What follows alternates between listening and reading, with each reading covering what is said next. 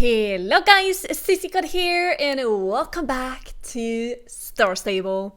If you're new to my channel, make sure to subscribe so you get a notification when I post videos of the games I have on my channel, and hit that little bell in the corner so you get notifications right away. Oh my gosh, I have been looking forward to this episode for forever because I'm so happy or excited to continue the quest that we basically began with, I think. Or was it before that? Anyway, the quest we are doing, the main quest with Alex and Linda and the scary Scarecrow Hill and the hunted scarecrows. So we need to find a way to get past the scarecrows. Right now I'm in the home stable, obviously, but we're of course gonna just fly over to Scarecrow Hill and talk to Linda because we need to figure out a way to get past them and get up to the top to get the apple.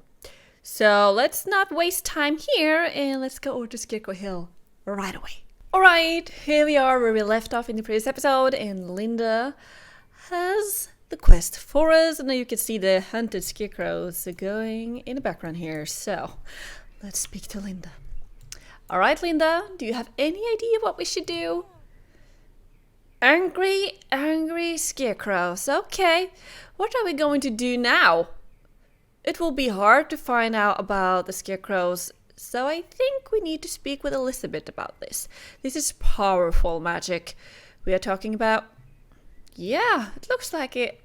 I'm afraid we are not going to find the answers we need in the books, but sure, I will give it a try. Give me a ride to the library at the vineyard and I will try find something we can use in the books. Then you can write to Elizabeth and talk to her. Alright? Let's go to the library first, and then we will go to Valedale. Alright, Linda is here, and it seems like we are going over to Valedale, so let's go. Alright, here we are in beautiful Valedale. So let's see what Elizabeth gonna say about this very interesting quest, or the scary scarecrows. Live vicious scarecrows? You want to know how to pace them enough to get past them without them scaring you or kicking you out? Yeah! It is powerful magic that has brought the scarecrows to life, and it seems like they are still under the control of their maker. I'm certain it is Pi who has created them to prevent people from getting anywhere near the golden apple that we are hoping to find on the windswept peak of Scarecrow Hill. I know that powerful magic can break the scarecrow spell, but we haven't seen power like that since we had a fragment of Aiden's light a long time ago. You have never heard of that? No. When Aiden first stepped onto the island of Jorvik, right after the island was founded, Aiden had a strong light in her hand, which brought life and light to this dead rock of an island. The light had a strong magical power and was filled with an unprecedented amount of warmth and kindness. Over the years, they have found fragments of this light, and it has been used and lost in different ways throughout history. I'm sure even a tiny speck of that light will be enough to break the dark magic that has brought the scarecrows to life. Oh my gosh. They say that Jon Jarl was buried with such a fragment of light in his tomb. It is perhaps one of the few stories I know about the light that might actually be true. It was Jon Jarl who discovered the island in the 13th century, and it was he who named it Jorvik. The problem is that Jarl's tomb is sealed and I have no idea how to open it. That's right, Stella. You have been there and collected the ghost iron ore, but you only entered the first chamber. They say the tomb has a number of chambers, but maybe the history books can tell you more. Talk with Linda. You already dropped her off at the library, and see if you can find anything in the history books that might tell us how to open Jarl's tomb. Ooh, this is getting more and more exciting. Let's go back to Linda and see if she can find something. Linda, have you found something interesting in the books? I haven't found anything yet, but you have? That's great. So a fragment of Aiden's light can break the spell that keeps the scarecrows alive, and legend has it that Jarl is buried with a fragment in his tomb. We just need to figure out how to get in there. Okay, not easy, but there must be something in the history books about his funeral. I know there are 3 books we are going to want to look at. Nick Stonegren's travel diary always has great information about things here on Jorvik, and I think it's volume 12 we need. Then we need a history book about Jarl's funeral and maybe a book about his life here on Jorvik. Help me find the books about our local hero, Jon Jarl. They should be somewhere in the library. Alright, we going after the books again, I guess. And they are blue this time. And pink. No, we didn't take that pink book. Alright, I think I got something. These are the 3 most important books, I think. Excellent. No, we gotta sleep. We gotta continue. This is too exciting. Alright, it's a new beautiful day, as the text said. So let's go back to Linda and continue. Oh, Alex is up here as well. Well, hello. So I have a feeling we're gonna go somewhere with her. Alright, Horsey, you need to stay here. This is too exciting, so I will go into here or into the library and ask Linda if there's something interesting in the books again. Alright, I'm back. It's a new day. Help me read these books. I think we might find something here. More reading? Oh. Oh no. Do I need to remember all this? It was the year of our Lord 1218, sometime in October. It was foggy and cold winter morning. Jon Jarl's ships has been in dire straits for weeks. There was hardly any food or fresh water left on board, and the starving crew were already half dead, but they did not dare stand up to their Jarl. Jon was convinced he would find uncharted land out here in the ocean. God had shown him this in his increasingly recurring vision. Was Jon going crazy, or will he prove once and for all that he was right? The crew was loyal and would follow him anywhere, even if it meant death. The same moment the first mate was about to jump overboard to end his suffering, something happened. The fog suddenly cleared before the ship too, and revealed rising cliffs above the waters. Land ahoy! Land ahoy! Land in sight! Please let it be more than just a barren rock. It turned out Jon was right again. The occupants in the first ship fortunately never found out as the sharp rocks that would later be referred to as the thorn rocks. Tore out the bottom of the ship, all men were lost. Jarl's ship and the rest of the fleet made sharp turn when they knew of the fate of the first ship, and they instead landed at the calmer beach quite a bit further down the coast, south of Thorn Rocks. It was on that beach that Jon first set his armored foot, and despite his heavy body, he climbed up a 50-foot cliff, which would later be the site of their first fort. And he shouted into the night, "I am Jon Jarl, son of Jor. Yeah, anyway. This land is now my land, and I name it Jorvik, and I shall defend it with my life as long as I live, and with my soul after I'm dead." Whoa. Thunder boomed down from the mountains. If Jon and his crew had not been so relieved and their landing might have noticed the sound was not thunder, but a huge herd of wild Jorvik horses, frightened by his shouting. Their new land will turn out richer than they ever could have imagined, and filled with such dangers that will put your most fearsome nightmares to shame. Oh my gosh, okay. You read the book and try to find something. I give up. Oh. Excerpt from Nick Stonegren Travel Log in 1982, Volume 12. I was very impressed by the giant statue that has been erected there. The old fort is watched over by the epic statue of Governor Gareth. He defended Jorvik against pirates with only a cannonball and a boat hook. Without his bravery, Jorvik would have been lost to foreign powers and would not be the free nation it is today, hence the statue. The location was a natural choice when Jon Jarl landed in 1218 and built Jorvik's first fort. Governor Gareth modernized the old fort in the 1600s, using cutting-edge defense construction techniques.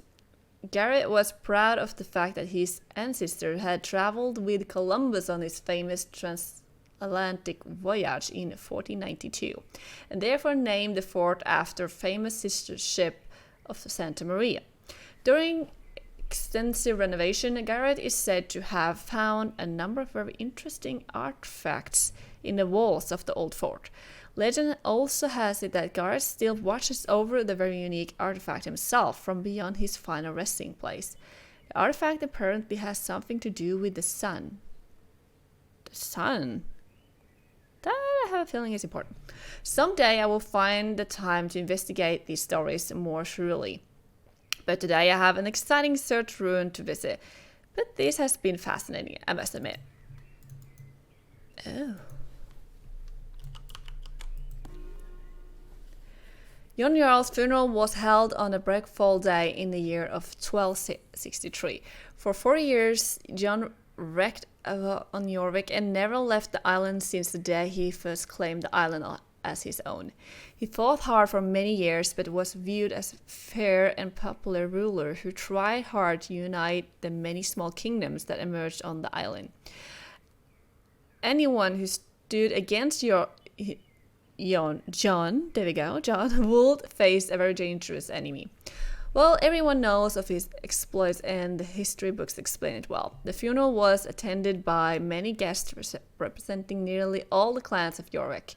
One clan in particular was the Silver clan of Jon's descendants, who still make their home in Silverglade today. Even the local druids, who had a good relationship with Jon Jarl, attended the service. There you go. The funeral lasted 3 days and was followed by a month of official mourning and peace on Jorvik. The actual burial was in a tomb not far from the Thorn Rocks, where one of his ships sunk to the bottom after they discovered Jorvik. From there he could forever watch over his mighty castle rising in the south. The great tomb consisted of several rooms, and the portal to each room was sealed with a magical rune stone that could only be opened with a special magical key. A sun key, a moon key, a lightning key, and a star key. These magical druid seals were acquired skills which are now long forgotten. Oh, that was actually quite interesting. Linda, did you find anything? I don't get it, do you? If you think you know where to look, off you go and see if you can find it. Alright, that statue seems to be quite interesting, and I know where that statue is. It's in Fort Pinta, so let's go over there and have a look at it. Alright, here we are. Let's now see, have a look at this statue though. Look over here! Explanation point! And Gareth. Alright. Oh! There's a key! I remember because we read about the sun key, the lightning key, the star key, and the moon key. You press hard on the nameplate and it opens with a click and reveals a secret compartment that contains something. Are we going to the... We're going to the thumb right now. To open up the second chamber and to see if we can actually find something in there, like the fragment. I don't think we're gonna get that far, so we will go up the Scarecrow Hill with this fragment, but we will get as far as we can and then continue the next episode again. Somehow I'm looking forward to when we are finished with the Star Stable offline games, so we can have 2 episodes again, because continuing these kind of quests are really what I want to right now. But I need to wait for a new episode next week and so on. So yeah, of course I want to continue, but I can't. Alright, here we are. It's so cozy here after the update. Like, what? Oh, sorry, horsey. I forgot. Okay, stay here. I will try to get into this chamber. Oh my gosh. Sun key. A beautiful sun card in a red crystal. Will this be the sun key to the tomb? Yes. Oh my gosh. What is this? Is that his ghost or soul? Oh my gosh, I need a picture of this, that's for sure. Oh wow. This is too exciting, you guys. Like what? Okay, let's click it. A blue light appears in Tom's mysteries well. You feel the presence of something or someone. Is that Jon Jarl? I'm Jon Jarl, son of Yor, eternal guardian and protector of Jorvik. Whether I'm dead or alive, who dares open the first portal to my final resting place? That's me, a little Stella. Stella. I had never heard of you. But I understand many years have passed since I was brought to my eternal resting place, and new faces have appeared since then. Maybe I can help you, but first I must know who you really are and your true intentions. Okay. So you want a fragment of Aiden's light? I can give it to you if you convince me you are worthy and that your heart is in the right place. If I am satisfied with your answer, I will seriously consider giving you a fragment of Aiden's light. Answer Jon Jarl's questions. Who do you represent? I represent nobody. I am my own person. Darkcore and Mr. Sands, the Keepers of Aideen, GED. Keepers of Aideen. The Keepers of Aideen had a leader who I guess is their most important representative. Until this day. Who is it?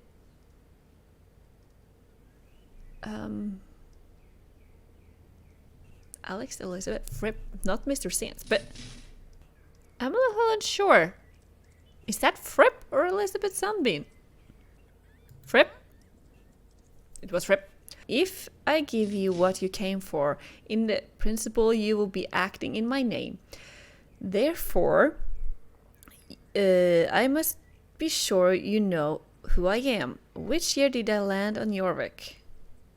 I remember I should 1218. It's not that. That's the Columbus kind of journey. Year 1218. What was my father's name? Yor. It's my greatest wish to protect and serve Jorvik and Aideen. Yes. Will you do everything in your power to serve the Keepers of Aideen? Oh, yes. Are you happy with my answers? Honorable Stella, I understand now that you are a true servant of the Keepers of Aideen. I will grant you your wish and give you the fragment since your intentions seem to be important and you act on behalf of the druids. My interests are the same as the druids. Be aware that the power of the fragment has not been activated, but the druids know what needs to be done. Oh my gosh. I have rested for nearly 800 years and until now I have not awoken from my final rest. I don't yet see the need to take part in the final battle to protect Jorvik on Judgment Day. Aiden hasn't yet called for me. Farewell, Stella. I return now to my final resting place until the moment I'm called again. Say hi to Fripp, by the way. Right, enough pictures. Let's go to Elizabeth, I think. Yes. But the bummer is that we will not have time to go back to Scarecrow Hill with this fragment. But we will activate it so we are so ready until next time to actually go to Scarecrow Hill, get away these bad scarecrows and see what can happen then. Alright, here we are again. Alright, Elizabeth, we actually got the fragment. What an adventure you have been on. You spoke with Jon Jarl's ghost and you got the fragment. I had heard stories but never imagined they were true. Can you believe that? That Jon Jarl remains our protector even after his death. That's good to know if things really go really bad one day. But now we need to figure out how to activate the fragment so you can use it. Let's go! As you've proven you possess special skills, I think you can recharge and activate this fragment. Borrow my rune stick right up to the rune stones in the hills over my house and place the fragment in front of the sandstone. You can charge it by activating the stone with the stick. Come back to me when you're done. I'm sure it will work. The sun's life-giving light will give the fragment the properties we need now. Oh my gosh, this is too exciting! Alright. Oh, this road has been changed. Oh. Yeah, there's definitely a change here. Alright, the sandstone, you say?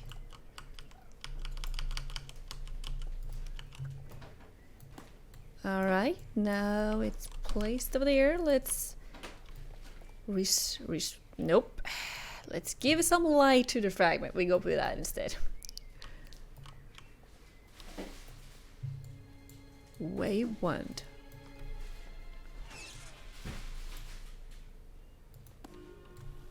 Looks like it is charged right now. Alright, back to Elizabeth with the stone, and then I think we're actually ready for the adventure we're gonna have next time, because we have used already too much time on the preparations for it. Alright, Elizabeth, the fragment is for sure shining up here. You see, Stella, Aiden's mystical powers have apparently taken power of you. The fragment seems to be charged and ready to go now. There we go. Before you head off and expose yourself to danger in Scarecrow Hill, I think you should test that it works fine. Do a test here and show me that it works. I will see how powerful the light is and can determine whatever it is enough. Oh my, we are shining up here. Whoa, it was so bright. Very strong, but a light that shines that bright burns out much faster. Unfortunately, I don't think it will last very long, but it will be powerful, that I promise. The side effects may be dangerous though. Say what? Well, Stella, all that remains is to hope that the light will protect you against the magic that has changed the scarecrows to the border between our world and the unreal world. The bad news is that the charged fragment will only last for a minute or so, I think. So you can't activate it until you are at the gate to Scarecrow Hill. That should give you enough time to get to the tree on top of the hill and take the apple, if there is one. That is. Be on your guard. When forces like this are unleashed, they can unfortunately attract vicious shadow creatures. Haha, okay. There's no smoke without fire and no light without shadows. The stronger the light, the sharper the shadow. Let's hope you're lucky and avoid that. Be careful. Good luck now. Don't forget to activate the fragment when you are at the gate to Scarecrow Hill. If you get hold of the apple, write to Alex, who is still waiting for you at the North Iron Gate. Okay, so we're going to there right away, so there will not be any green exclamation point to go to first. So when we now end this video, we need to talk to Elizabeth again, but then I will just rush through that, and then we will go to Scarecrow Hill in the next episode. A big bummer that we cannot do it here, but we have used too much time on the preparations for it, so we need to end this video here. But oh my gosh, I'm looking forward to the next episode already. I wish we could have 2 episodes each week, but we cannot do it, or we cannot have it yet. I for sure looking forward to the next episode, and I hope you do as well. So you guys, what do you think about Jon Jarl's ghost and the thumb that we can go into? It's like so creepy, but it was also quite exciting. And there was a new door to the right when it was there, and it had the moon sign, it looks like. So yeah, there's definitely something more in there that we will maybe be discovering, or maybe see eventually longer out in the game. So yeah, we have so much in store, and I'm looking so forward to it, and the next episode cannot come fast enough. I really want to push like a button or something so the time will just fly away until we are ready for the next episode. But we can't. So yeah, let me know what you think about today's episode. Let me know what you think about the things we are going to do in the next episode, and also the whole Jon Jarl thing. It's exciting, super exciting. So give a thumbs up if you like the video. Don't forget to subscribe, share it with your friends, and I see you in the next exciting episode. Bye!